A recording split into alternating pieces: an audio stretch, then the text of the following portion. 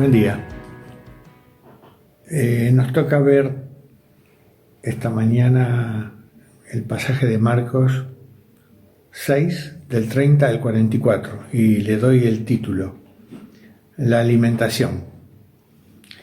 Nos ubicamos en tiempo y en el espacio después de la decapitación de Juan el Bautista.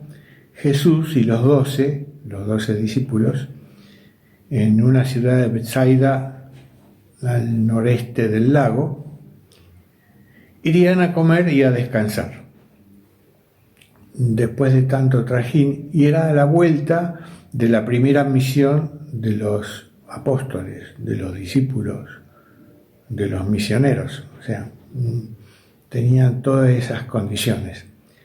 Y recordar el objetivo al cual Jesús los había mandado, y era a continuar el mensaje de Juan el Bautista: el reino de Dios se ha acercado, arrepentidos. Con Jesús ya en actividad, y le confiere autoridad y poder a estos 12 para hacerlo, ¿no? Bien, y empezamos con los detalles. En el versículo 30 dice que se juntaron y le contaron a Jesús lo que habían hecho y enseñado. Primera pregunta que se me hace: ¿qué hicieron y qué enseñaron? Y me repregunto, en esta exposición que le hacen a Jesús, ¿qué aprendieron? O sea, ¿qué cosa habían aprendido de aquello que fueron enseñados?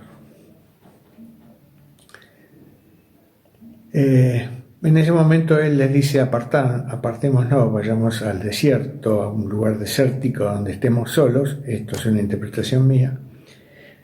Pero los aparta con esta condición de apartados, de santifiquémonos, supongo que diría algo así, porque se apartan. Y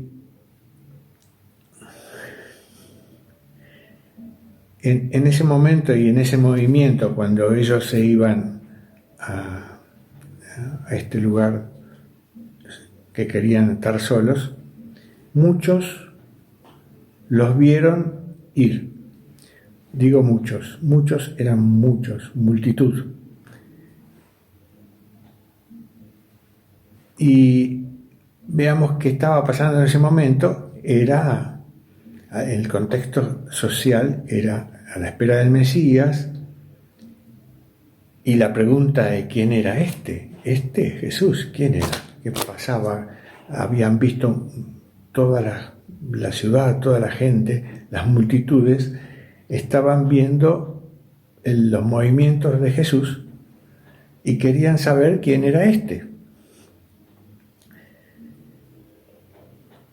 Estos que fueron atrás de ellos lo reconocieron como Jesús. Lo reconocieron, lo digo a propósito, porque sabían de quién hablaban. Y cuando los vio a todos los que estaban ahí, tuvo compasión. Una palabra fuerte, compasión. Y los vio como ovejas sin pastor, perdidos, desahuciados quizás, y tuvo misericordia, tuvo compasión, dice la Biblia.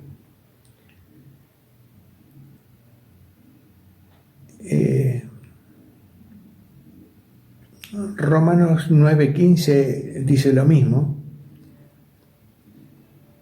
y Dios a Moisés le dice: tendré misericordia del que yo tenga misericordia, y me compadeceré del que yo me compadezca. Eso se lo dice Dios a Moisés, siguiendo esta línea de la compasión. Acá en la Escritura separa la misericordia de la compasión, no tengo ahora que decir. Pero en el momento que él se dirige a todos, comenzó a enseñarle muchas cosas. Fíjense que todo el tiempo está hablando Jesús enseñando y enseñando. Siempre la pregunta es, ¿qué cosas enseñó? El reino de los cielos se ha acercado. Él estaba con su presencia diciendo, acá estoy, escuchen. Fui a Isaías 1:19 y dice, si quisiereis y oyereis, comeréis del bien de la tierra. Habría que leer todo Isaías para arriba y para abajo para entender todo este contexto, pero voy a marcar dos palabras, si quisiereis y oyereis. Tengo una experiencia que me ha contado alguien que amo mucho, que fue mi guía espiritual, mi padre espiritual, Alberto, que me contó una vez que había comprado 2 ovejas, él tiene un campo, y en su inquietud de pastor compró 2 ovejas. Las llevó al campo, las puso en el espacio grande del campo y se fue. Al día siguiente volvió y vio que la actividad y la actitud de las ovejas, que eran 2, iban de un alambre al otro con un paso rápido, no corriendo, con un paso rápido. Iban de un lado para otro, y no había manera de pararlas. Se fue porque no las pudo contener y al día siguiente volvió y las 2 ovejas estaban muertas. Esta historia hace una comparación, ¿no?, con esto de que eran como ovejas sin pastor. No sé qué le pasó a las ovejas, no recuerdo todo el relato de Alberto. Parece que se murieron de un infarto o algo parecido, asustadas, sin la voz del pastor. Eran los primeros días que estaban esas ovejas en ese lugar.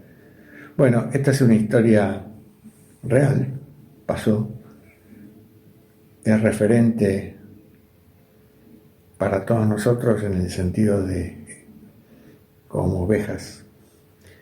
Bueno, le dejo a Elsa este momento.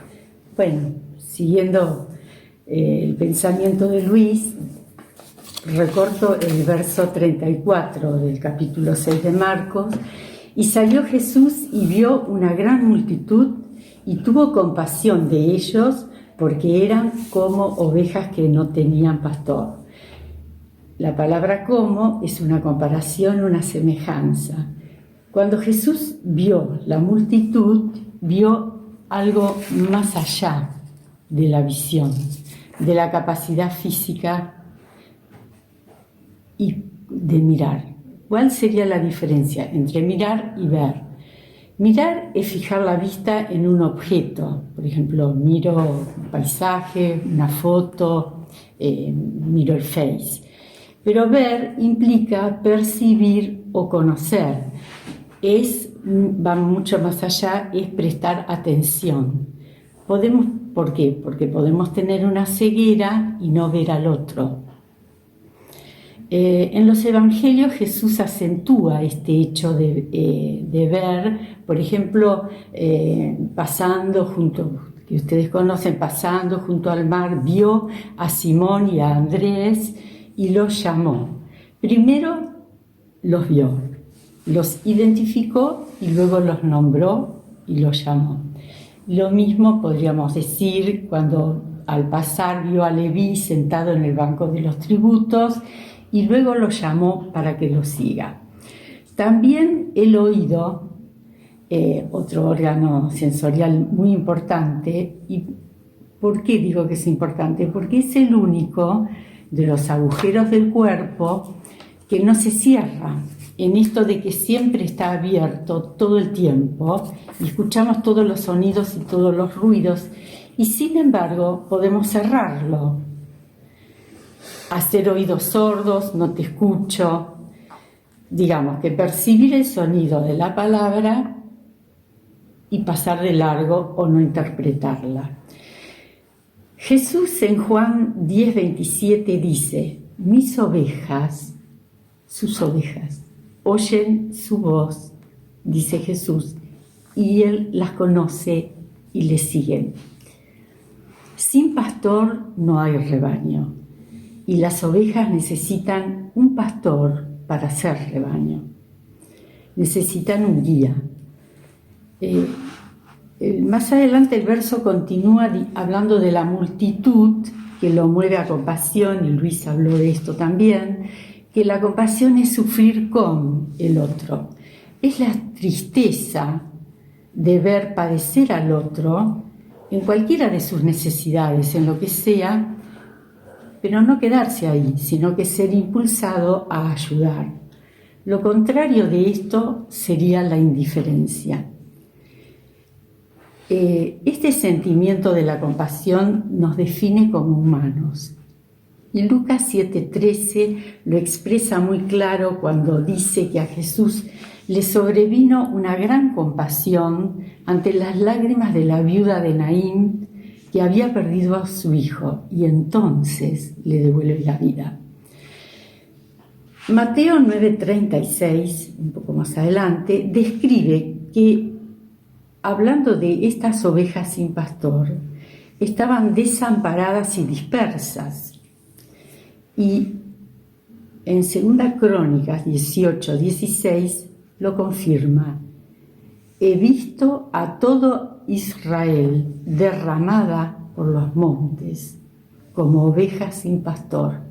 Y dijo Jehová: estas no tienen Señor, derramadas y esparcidas. Las ovejas sin pastor están desamparadas, es decir, que no tienen el amparo, la ayuda, la protección que necesitan. El desamparo, esta es una palabra muy fuerte, es uno de los sentimientos más intensos y profundos del alma. Por ejemplo, cuando se pierde a los padres siendo niños, cuando siendo niños es terrible, y cuando se es adulto también. Esto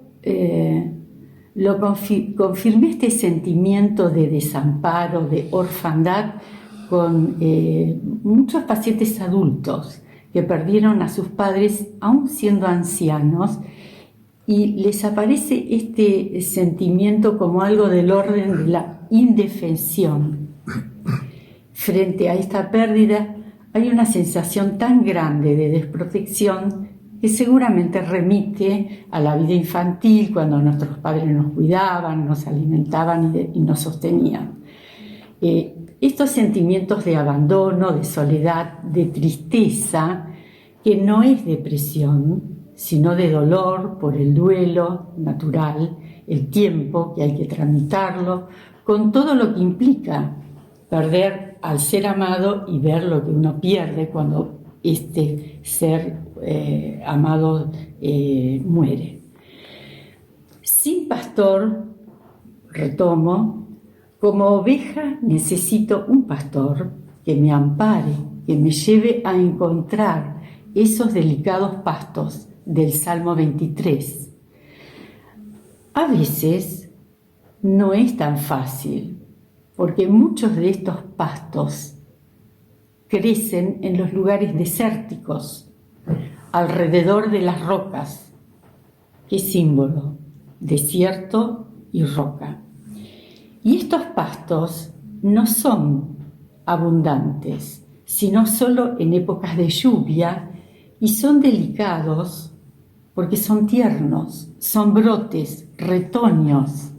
Y en otras épocas del año, las ovejas no siempre son alimentadas con estos delicados pastos, sino que son alimentadas de heno, de maleza y de rastrojos de las cosechas. Mi pregunta es: ¿todo el tiempo nuestra vida es alimentada por verdes pastos que me hacen descansar? Y la búsqueda de las fuentes de agua tampoco es sencilla. No siempre está ahí el agua. Hay que buscarla, ir hasta llegar a las fuentes de agua, agua fresca, agua de vida. A veces el transitar hasta llegar a apagar la sed es lento, largo y pesado, con obstáculos en el camino, y afloran sentimientos naturales, como desfallecer, desánimo, el cansancio, el esfuerzo que requiere, insatisfacción, desesperación. ¿Cuándo llego al objetivo? ¿Hacia dónde voy? La desorientación. Estos pensamientos y sentimientos tienen que ver con nuestro psiquismo, con nuestra alma. La psique es el alma. Esta es la construcción que tenemos desde el vamos, desde que nacemos, con todo lo consciente e inconsciente que forma nuestro ser, que nos da nuestra identidad, nuestra personalidad. Y es allí donde trabaja, si nosotros lo deseamos y lo anhelamos, el Espíritu Santo, si dejamos que Él obre, porque esta es nuestra realidad cotidiana, que nos angustia y muchas veces nos pone ansiosos. Voy a hacer una breve diferencia entre angustia y ansiedad. La angustia es un real que nos atrapa. Cuando alguien está tomado como el cuerpo, somos como tomados por la angustia. Y se compromete muchas veces el cuerpo y bueno, es diferente. Lacan, que es el que retoma a Freud, el padre del psicoanálisis, él dice una frase muy interesante, que la angustia es lo que no engaña al sujeto.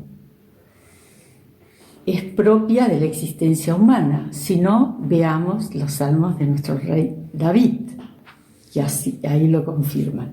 Bueno, todo esto que estaba mencionando hay que ubicarlo siempre en la búsqueda de la causa, el origen que está en la historia particular, es del orden del inconsciente, y allí hay que trabajarla, hay que rastrearla para poder trabajarla. Y la ansiedad es más del orden del pensamiento y de la acción, del ir, del venir, del hacer, muchas veces para no detenernos en pensar, porque pensar es implicarnos y muchas veces nuestra manera es querer zafar, escapar. Esta ansiedad me hace pensar en las ovejas que relató Luis recién, que estas ovejas al no tener pastor y estar separadas fuera del rebaño, tenían una actitud ansiosa, dice que iban y venían.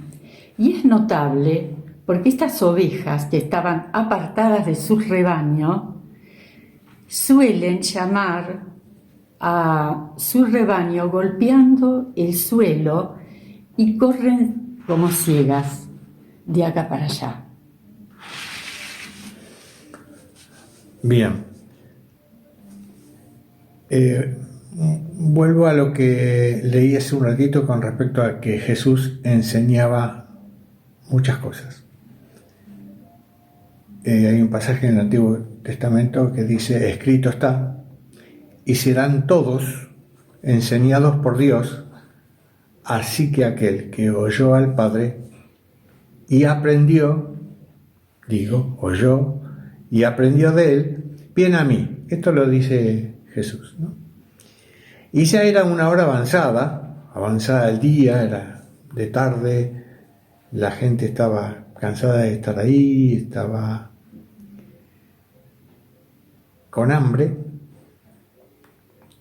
y los discípulos le dicen: no tienen que comer.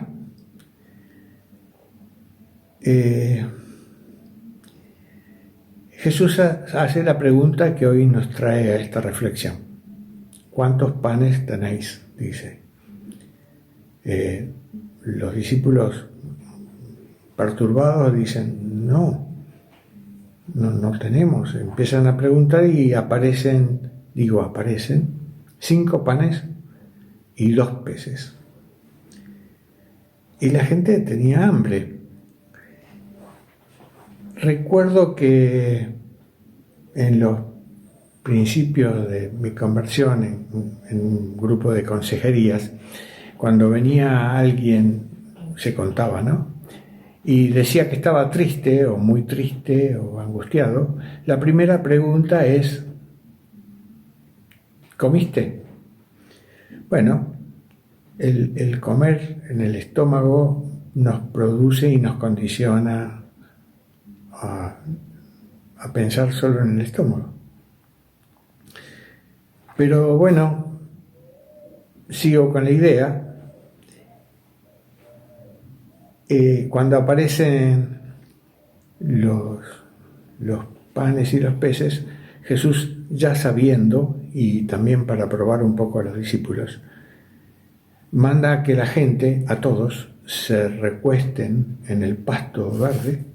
Era tiempo de primavera por ahí.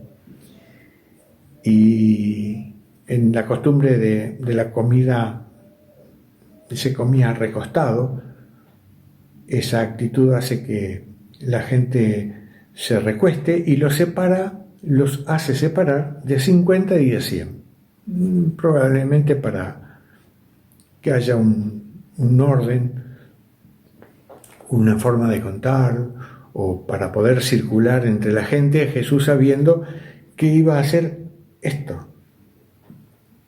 Y le da una canasta a cada uno de sus discípulos. Voy a resaltar esto. Le da una canasta a cada uno de los discípulos. Le da 12 canastas.